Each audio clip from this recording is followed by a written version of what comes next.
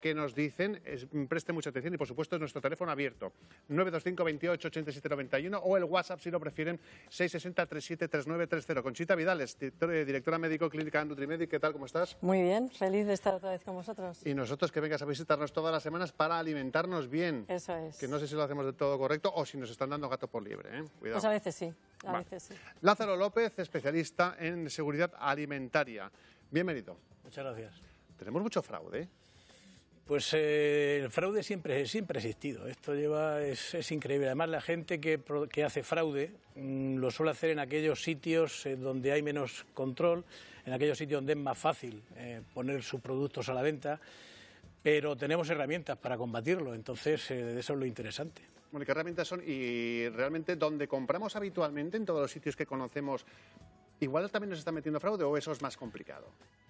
Es difícil, siempre es difícil, es un acto delictivo siempre. Persigue un beneficio económico, hace un daño al consumidor y además hay intencionalidad en hacerlo. Entonces, hay un fraude a nivel internacional que la Europol, la Policía Europea, por ejemplo, lo persigue muchísimo, que ahí no podemos hacer nada. Tenemos que confiar en nuestras autoridades que lo que viene de Europa pues es correcto. Te voy a hacer la pregunta de otra forma, Conchita. Es verdad que todavía hay mucho control, que probablemente no haya ese fraude, pero puede ser que nos estén engañando de otra forma o no, claro. porque al final está todo etiquetado, pero si no lo vemos bien... Claro, por ejemplo, no se puede llamar fraude, pero algo que puede ser y puede equivocar al consumidor es los famosos cero azúcares o claro, sin azúcares añadidos. Bueno, pues todas estas cosas, a veces cero grasa. Hay que tener en cuenta que no es que lleve cero grasa, es que es cero grasa con respecto al producto original. Entonces, el etiquetado es importante también que el consumidor sepa leer etiquetado, ¿no? Porque hay veces que también están enmascarados colorantes o aditivos con los famosos ES, 300 tal, los glutamatos, que el consumidor pues no tiene esa conciencia de saber qué es lo que realmente está tomando. Y lo que es un fraude es que pongan la letra tan pequeña, ¿eh? Porque hay veces que la letra es tan pequeña que uno ya, por no leerlo, dice, bueno, estará bueno. 925 28 87 91, no es verdad, es verdad. Sí, y el WhatsApp 660 37 3930 para cualquier curiosidad o consulta que quieran hacer. Y además tiene que estar etiquetado en lengua castellana, en español. Todo lo que se comercialice en nuestro país tiene que estar etiquetado en la lengua correspondiente. En toda Europa pasa igual. Lo que sí es cierto es que hay, como ella ha dicho, tiene que estar etiquetado, el tamaño de la letra es importante. Además, hay envases que son grandes y no hay problema, pero los envases pequeñitos de un chicle, por ejemplo, pues lógicamente hay que poner las letras. Lo que pasa es que hay a veces que se juega con el campo visual. Hombre, es lo que estoy diciendo. Es interesante poner claramente que se sepa qué producto estamos adquiriendo. La fecha de caducidad, no puede haber tipo de... El peso, por ejemplo, debe ser muy importante, el peso neto. Una cosa que se consiguió no hace mucho es poner el precio por kilo o por litro. Porque antes ponían una pieza de 1 kilo, valía un dinero, luego ponían otra más pequeñita. Hay que poner siempre referencia por kilo o por litro. Venga, vamos a ver... ejemplos de alimentos que están en el mercado y que probablemente no es exactamente lo que pensamos que nos llevamos nosotros a casa. Por ejemplo, se me ocurren salchichas, se me ocurren los clásicos nuggets de pollos. Buscas comida sana para los niños y te dan otra cosa que no lo que tú buscas. Efectivamente, cuando vemos nuggets de pollo, bueno, pues es un término muy americano, los nuggets, que son pues unas mezclas de pollo que realmente, si miramos el etiquetado, vamos a ver que tiene muy poco de pollo. Entonces, realmente creemos que estamos dando algo, porque como tú dices, a los niños... Si tiene pollo incluso. Efectivamente, y si tiene pollo, porque muchas veces son mezclas, son harinas, son colorantes, son conservantes... Al final de pollo nada. Que al final de pollo nada, y lo que pasa es que a los niños les gusta, porque es un sabor que, bueno, es un sabor un poco anodino, que no está saladito, y entonces... pero desde el punto de vista nutricional, si buscamos realmente la cantidad de pollo que tienen, es poquísima. Lo mismo pasa con muchos quesos, por decirte otro alimento que está en los mercados para sándwiches, que todo el mundo conocemos. Realmente es que no se le puede llamar ni queso, porque las mezclas que tiene no llegan ni a un 50% del queso, que es lo que... se cataloga como un producto que puedes decir que lleva queso, ¿no? Y ahora te voy a preguntar también por el pavo. Mucha gente que llega al verano, se pone a dieta, voy a tomar de este pavo que consumo todos los días. ¿Cuánto pavo tiene, por ejemplo? Pero más o menos, ¿qué alimentos son los que más pueden estar adulterados? Bueno, recientemente, hace un par de días, se descubrió en Francia un fraude con el tema de los vinos procedentes de España, que los etiquetaban como si fuesen franceses porque era de inferior precio. Y claro, todo esto, la vigilancia lo que hace es evidenciar. Hay un arma muy poderosa también que tenemos en Europa, que es la trazabilidad. Saber de dónde viene en cada momento un alimento, por dónde ha pasado, porque es más sencillo verificar si este vino es español, pues vamos a ver si es español. ¿Y cómo vemos eso? Pues eso lo tienen que tener los fabricantes, los productores o los distribuidores tienen que tener a disposición de las autoridades toda la documentación necesaria que marca la legislación europea, que es la misma que tenemos en toda Europa. Y me decías antes también que el jamón ibérico. Bueno, es otro tipo de fraude. La sustitución, por ejemplo, cuando uno va a pedir un jamón ibérico, la gente lo puede confundir con un jamón de jabugo, lo puede confundir... No, ¿qué estamos comprando? Jamón de pata negra, hay muchas denominaciones. Entonces sí que el consumidor ahí puede estar perdido porque los precios son muy caros. Es interesante. Entonces hay una legislación que habla de etiquetados de colores, pero al consumidor es difícil también diferenciar a lo mejor una etiqueta negra, una etiqueta verde, una etiqueta roja. Todo eso dice la raza del cerdo y la alimentación que ha tenido. Lo ideal es raza ibérica y que coma bellota. Conchita, estamos viendo en el rótulo aceite de oliva, estamos viendo también leche, estamos viendo otra serie de alimentos, zumos. Claro, es que realmente ahora cualquier alimento es susceptible de que la industria lo modifique. Por ejemplo, tú has nombrado los zumos. Bueno, pues no todos los zumos envasados, obviamente, son un fraude. Y sobre todo aquí sí que hay que ver una cosa que Lorenzo estará de acuerdo conmigo, yo creo que es las fechas de caducidad y el etiquetado. Por ejemplo, en un zumo que tiene muy poca fecha de caducidad y que pone zumo natural, ese es un zumo que probablemente no lleve tantos aditivos ni tantos conservantes como otro que nos va... de 3 años. Efectivamente, y que los hay, que a ver los haylos. Entonces, eso es algo que el consumidor, pues por darle así un dato o trucos para que sepa por dónde debe moverse, es muy válido para ver la viabilidad del zumo y cuánto de fresco tiene. Vamos con un WhatsApp y ahora me contestas lo del pavo, que se me quedó pendiente. Sí. Venga, nos dice, ¿es dañino comer legumbres de bote? Bueno, me parece una buena pregunta que hace María. Yo consumo mucho legumbres de bote. No es si no te comes el bote no es dañino. O sea que yo creo que todos los alimentos vengan en bote, cualquier tipo de envase, vienen con un tratamiento, vienen con un registro sanitario, vienen con un fabricante, con una dirección, están sometidos a un autocontrol y luego a una auditoría que se hace cada autoridad competente, en este caso en Castilla-La Mancha o en cualquier comunidad, ningún problema. Vale, pues perfectamente contestado. Y decía yo lo del pavo, que es verdad que vamos a comprar pavo. ¿En qué pavo nos tenemos que fijar? En el que compramos habitualmente, que tiene un precio bastante delicado. Y el otro día me dijo un amigo, no, compra del natural. Claro, a ver, el pavo es como todos los embutidos, el jamón, York, bueno, pues un poco que están modificados. Mi consejo es que sea pechuga de pavo, lo que es el pavo o la pechuga o otra parte del pavo, que esté cocinada sin más.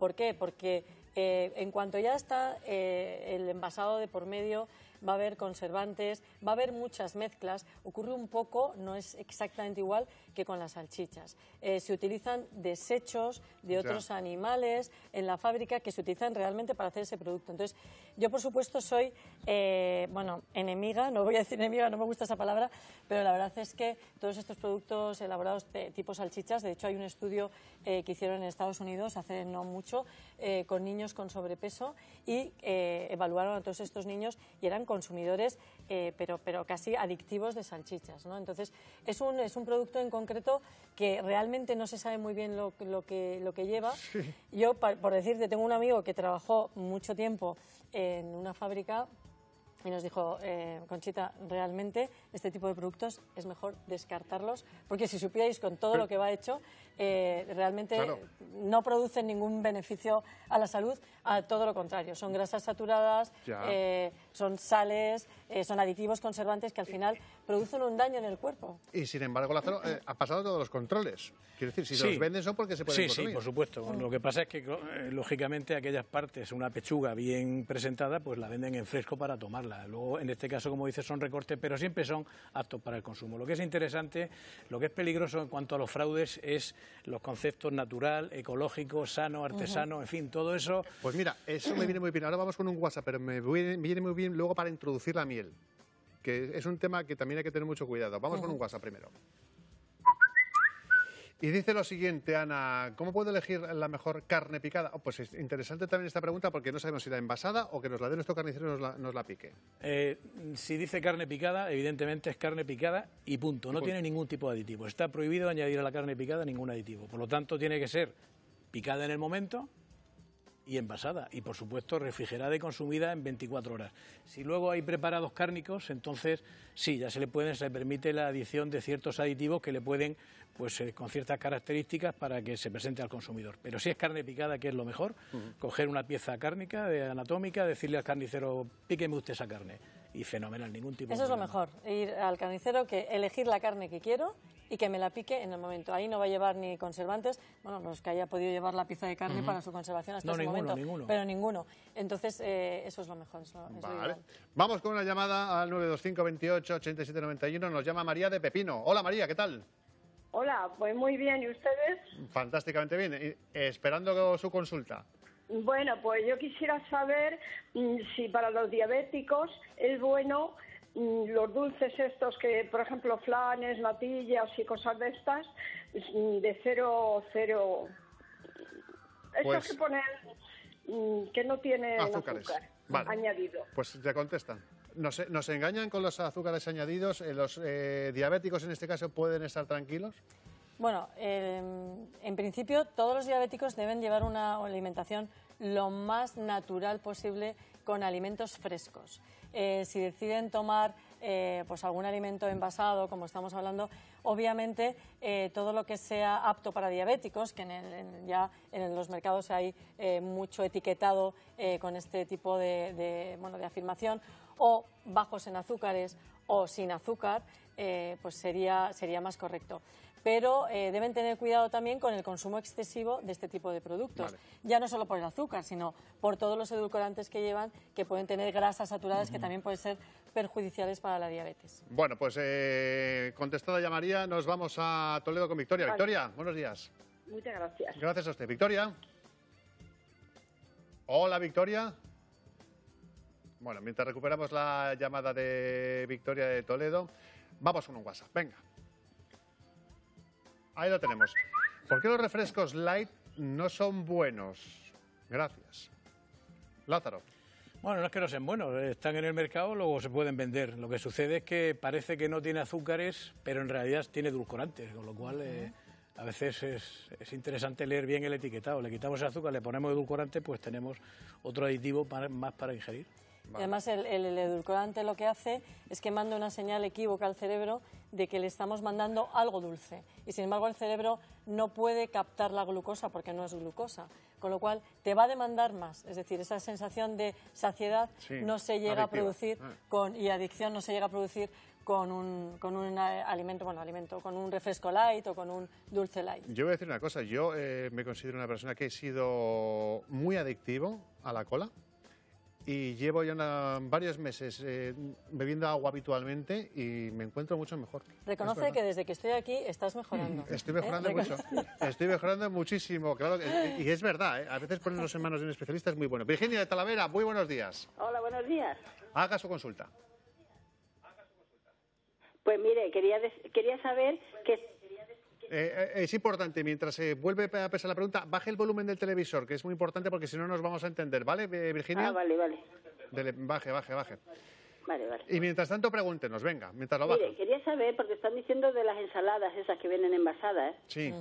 que yo esas no suelo comprarlas, pero suelo comprar luego los canónigos, las que vienen aparte en las bolsas. Bien. Que Eso si hay que eso- diferenciarlo, que eso si es son verdad. buenas o son malas. Yo entiendo que son buenas, pero le va a contestar mejor los expertos. Vale, muchas gracias. Sí, vamos a ver, son buenas. Esos son alimentos de la cuarta gama que en vez de que usted tenga que lavarlo y trocearlo y cortarlo, pues usted lo tiene ya perfectamente troceado, lavado, envasado con su fecha de caducidad, su empresa productora y son muy nutritivos, no tienen ningún tipo de problema. Sí. Otra cosa diferente, Lorenzo, son las que vienen ya preparadas, que vienen a lo mejor con unas salsas para añadir. Hay que tener cuidado ahí con esas salsas porque calóricamente, y lo que estamos comentando a nivel de aditivos y conservantes, puede tener pues más sustancias que no son tan beneficiosas para la salud. Pero las bolsitas que compramos con los canónigos, con las acelgas, con las espinacas, son perfectamente viables para una alimentación saludable. Exacto. Pues nada, Virginia, quédese tranquila. Muchísimas gracias por llamar. Vale, muchas gracias. Venga, vamos con otro WhatsApp. La verdad es que está creando muchísima expectación el tema que hemos traído hoy aquí estando contigo. ¿Cómo diferenciar el pan artesanal del precocinado? ¿Se pueden consumir el precocinado diariamente? Un saludo. Vamos a ver, los panes, en España se consume mucho pan, muchísimas variedades, y las zonas, las distintas comunidades autónomas son ricas en muchos panes de centeno, de trigo, de avena, de 20.000, de multicereales, de todo tipo. ¿Qué sucede?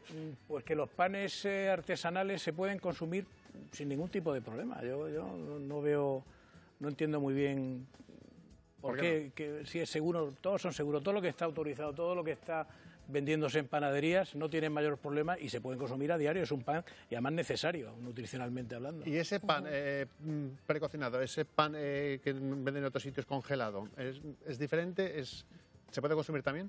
Hombre, yo, como dice Lorenzo, yo preferiría siempre aconsejar el pan que vamos a comprar a la panadería, donde ha sido horneado y donde ha sido, digamos, no tiene ningún tratamiento de precocina. Eso. Y si es de masa madre, mejor. Y si es de masa madre, mejor. Yo es que ahora solo compro de centeno de masa madre, siempre han dicho, de centeno de masa madre. Está de moda. Y de cualquier pan, que los panarras que tenemos en Castilla-La Mancha son buenísimos. Sí, no, y como dice Lorenzo, es un alimento Lázaro, que aquí... Lázaro. Uy, Lázaro, perdón. Es un alimento que aquí siempre lo defendemos muchísimo. Nuestros buenos desayunos con Eso, nuestra que rebanada habíamos de pan. dejado pendiente Sí. el tema de la miel y nos lo quiere recordar Antonio de Gin. Antonio, buenos días. Hola, Antonio. Dígame, ¿me oye? Sí, por supuesto que le escuchamos. ¿Cuál es su consulta? Mi consulta de la miel que hace un colmenero pequeño, Sí. un señor que tiene 3, 4, 5 colmenas para su consumo, o la que se compra en cualquier Ay. superficie. Ay, que nunca- eso que se lo nunca contesto se pone yo. dura. Eso ¿Eh? se lo contesto yo ahora mismo, si quiere. Sí, pues dime lo que quieras. Mejor los expertos. Antonio, escuche. Vamos a ver, la miel es un alimento fantástico, nutricionalmente muy bueno. Ahora tienen un problema los colmeneros y son la avispa asiática esta que está acabando Sí. con las abejas en Totalmente de muchos acuerdo. sitios. Es una pena porque es una especie invasora y es muy difícil combatirla, pero bueno, se están haciendo cosas. El problema de la miel cuando se trae de fuera, o los problemas que puede tener, es desde luego, puede haber presencia de antibióticos que se han usado para tratar las abejas, que si no se detectan, pues puede llevarlo la miel. La miel artesanal, la miel de personas que tienen sus colmenas, no solamente para autoconsumo, pues hombre, tienen un problema en el mercado porque los precios son muy competitivos en un sitio, en otros no. Es complejo el tema, pero teniendo en cuenta que es un alimento que se puede falsificar, pero yo creo que lo mejor es ir al etiquetado y seguir ese etiquetado y esa fecha de caducidad. Sí, dígame.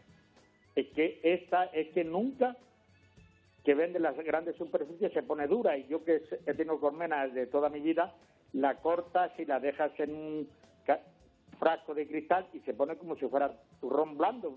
Claro, es que hay un tratamiento térmico que le dan que es la pasteurización para evitar que tengan gérmenes. Bueno, ¿Y eso Antonio, ¿Eso es sano o no es sano? Sí, la pasteurización supuesto. es necesario porque elimina los posibles gérmenes peligrosos Vale. para que usted no los consuma. Bueno, pues ha quedado claro, Antonio. Muchísimas gracias. Un Venga, saludo. gracias, hasta Y luego. nos tiene que hacer otra consulta que era María de Ciudad ¿Yo? Real. María de Ciudad Real usa edulcorante líquido. ¿Quiere saber o quiere que le den su valoración? Bueno, depende de la cantidad de edulcorante que utilice a lo largo del Todo el día. bote. Claro, efectivamente, porque no, hay gente que tiene también adicción al edulcorante y se echa medio bote en los cafés o los yogures que toma. Con churros. Y con churros o con cosas que son más calóricas. Entonces, dependiendo, si es poca la cantidad, bueno, pues depende también del tipo de edulcorante que Ya. sea. Yo no soy muy amiga de recomendar edulcorantes, pero bueno, entiendo que hay veces que se usan pues para bajar un poco calorías o para endulzar, porque los edulcorantes ponen más dulce todo, Déjame que cualquier apunte producto. algo que me dijiste, creo que tú, que es la stevia. ¿Nos viene bien? Claro, lo que hay que buscar, como en todo, que estamos Que es comentando un hoy aquí, sustitutivo. claro, la stevia es un sustitutivo, es un edulcorante, pero natural. Lo que hay que buscar es que sea realmente stevia. Vale. Porque hay muchos productos en el mercado que llevan un 1% de stevia. Entonces el resto Caray. son sacarosas. Espérate, que esto me interesa a mí, ¿cómo lo sé? Lo miras en la etiqueta. ¿Y qué tiene que poner la etiqueta? Pues stevia y el porcentaje o la cantidad exacta que lleva por 100 gramos de producto. Y para que sea bueno es, por Pues ejemplo... cuanto más mejor, porque es la stevia es la que te va a dar la garantía de que no lleva más cosas, ¿no? Vale, pues ya te digo yo que la que estoy usando no es tan buena, seguro. Seguro. Bueno, hemos hablado de la miel, hemos hablado de los nuggets, hemos hablado de pavo, hemos hablado... Y por cierto, ¿tenemos que desconfiar cuando de repente vemos muy rebajado algún producto durante mucho tiempo? Bueno, las rebajas hay que verlas, eso los consumidores son expertos, claro, las rebajas hay que verlas con lupa. Hay veces que se rebaja aquello, hablando de alimentos, que está muy cerca de caducar. Entonces se interesa venderlo e incluso se rebaja el precio. Hay sitios donde venden productos de última hora siempre y la renovación es continua porque le bajan muchísimo el precio. Pero yo creo que viendo bien la fecha de caducidad y el tipo de producto, no hay problema. Vale. Otra pregunta, espero que no sea difícil. La hace Miguel Ángel de Toledo. Dice que hay que, si podéis diferenciar entre congelado o ultracongelado. Bueno, el congelado tiene también unas fechas de caducidad y el ultracongelado también puede variar en esa fecha de caducidad, o sea que aguantaría un poco más. Y también depende, corrígeme si me equivoco, Lázaro, de los grados a los que se somete ese producto para congelarlo y del tiempo que lleva congelado. Exacto. La congelación es un método de conservación de alimentos. Entonces, lo que se hace con ese alimento es que todos los alimentos llevan agua, ese agua se transforma en hielo. Entonces, la velocidad con que ese agua se transforma en hielo es la velocidad de congelación. Los ultracongelados es una congelación casi instantánea. Entonces, mantiene, cuando se descongela, ese agua se reabsorbe por parte de los pescados y queda mucho más apetitivo. Bueno, pues a mí solamente me queda una cosa que decir. Tenemos que volver a abrir esta salita. Es que se han colapsado los teléfonos, los WhatsApp. Discúlpenos de verdad de todo corazón si no podemos contestar a todas las consultas porque al final pues entra la gente que puede entrar y tocamos los temas que llegan hasta aquí. Que habrá que volver otra vez. Pues claro, cuando queráis. Seguimos. Ha sido un placer. Lázaro López, especialista en seguridad alimentaria, gracias por darnos seguridad, básicamente. Muchísimas gracias. Y Conchita Vidales, directora médico clínica Nutrimedic, gracias una vez más por acudir a nuestra llamada. Encantada. Y seguimos haciendo todos tus consejos. Así me gusta. Bueno, y cuidado, que ahora va a la crónica social y se ha liado, no parda, pardísima en las redes sociales con la portada de Belén Esteban.